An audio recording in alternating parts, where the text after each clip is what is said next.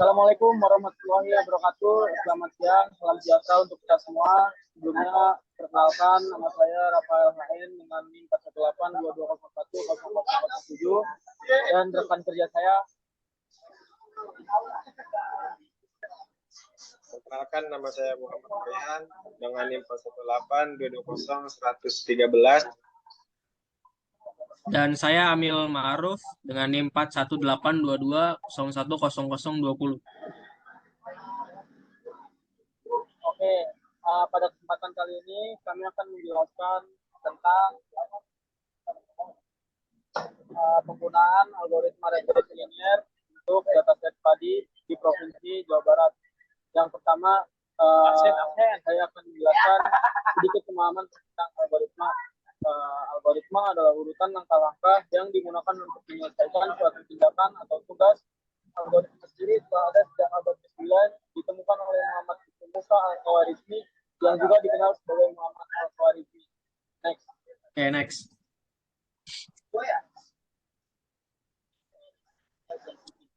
Dan ini sedikit pemahaman tentang regresi linier. Regresi linier adalah teknik analisis statistika yang digunakan untuk membentuk model hubungan antara variabel dependen dengan satu atau lebih variabel independen. Dalam analisis regresi linier, variabel dependen berhubungan langsung dengan variabel independen dan tidak memiliki hubungan dengan variabel lain. Regresi linier paling cocok untuk tugas yang memerlukan variabel dependen berkelanjutan yang terprediksi dari suatu skala. Next.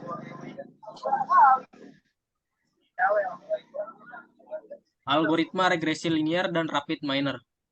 Algoritma regresi linier pada rapid miner adalah algoritma yang digunakan untuk memprediksi nilai variabel dependen berdasarkan nilai variabel independen.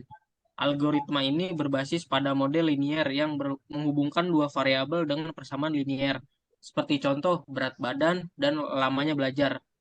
Rapid miner adalah aplikasi freeware yang memungkinkan penggunaan berbagai metode pengolahan data, termasuk regresi linier, clustering, dan classification.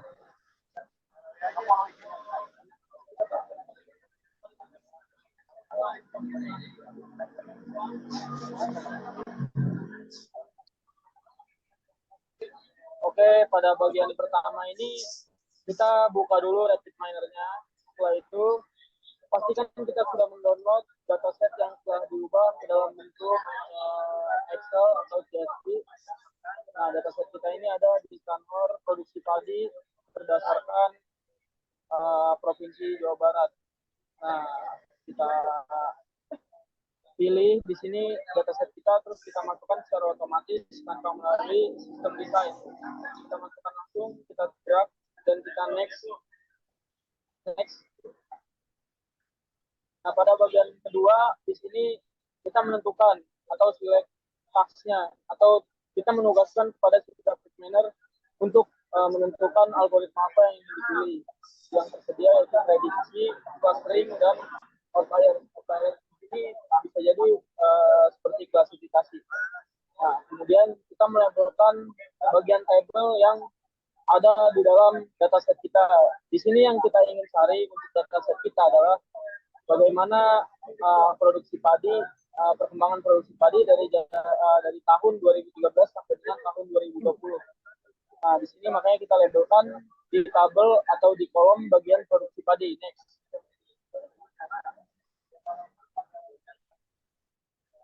Nah, kemudian ini prepare targetnya. Prepare target ini produksi padi. Next.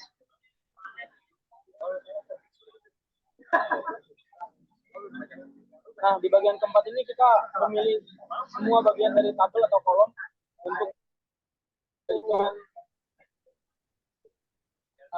untuk dimodelkan.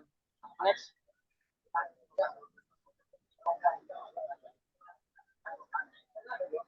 Nah, pada bagian ini pemilihan dari algoritma yang ingin kita gunakan yaitu algoritma prediksi.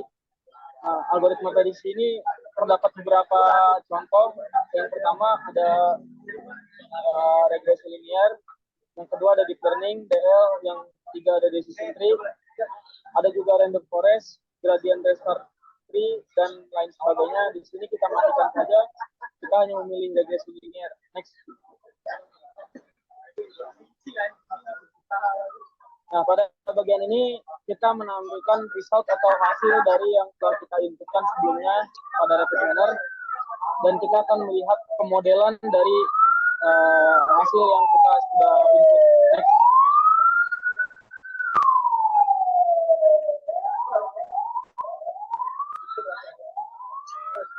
Next. Nah, pada bagian hasil akan dijelaskan oleh rekan saya, yaitu Raihan.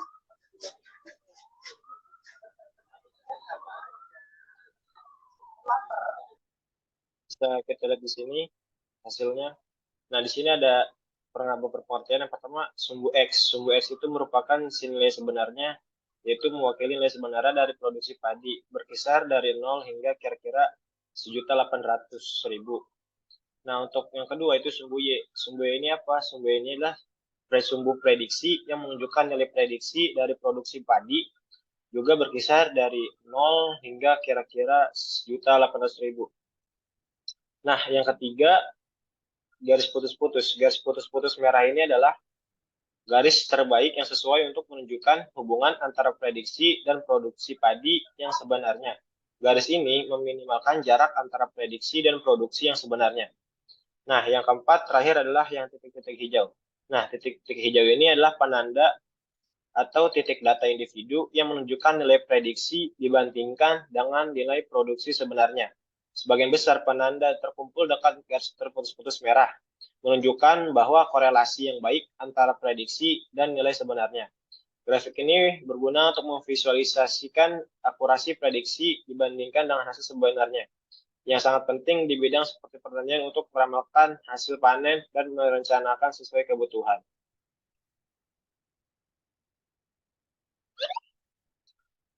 Kesimpulannya, penggunaan algoritma regresi linear untuk dataset padi di Jawa Barat menunjukkan hasil yang signifikan dalam memprediksi produksi padi. Regresi linear berganda yang digunakan dalam penelitian ini dapat membantu dalam menentukan hubungan antara variabel-variabel yang mempengaruhi produksi padi, seperti luas lahan panen, jumlah penyuluhan pertanian, dan jumlah benih padi. Nah, dalam analisis yang dilakukan, regresi linear berganda menunjukkan bahwa variabel luas lahan panen dan jumlah penyuluhan pertanian memiliki pengaruh signifikan terhadap produksi padi. Hasil analisis juga menunjukkan bahwa model regresi yang digunakan memiliki koefisien determinasi yang tinggi, yaitu sebesar 95,5%, yang menunjukkan bahwa model tersebut dapat menjelaskan sebagai besar variasi dalam data produksi padi. Dengan demikian, penggunaan algoritma regresi linear untuk dataset padi di Jawa Barat dapat membantu dalam meningkatkan prediksi produksi padi dan memberikan informasi yang lebih akurat untuk pengambilan keputusan dalam pengelolaan pertanian.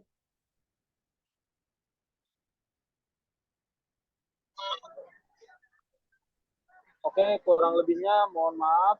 Sekian yang bisa saya dan rekan saya sampaikan. Wassalamualaikum warahmatullahi wabarakatuh. Waalaikumsalam warahmatullahi wabarakatuh.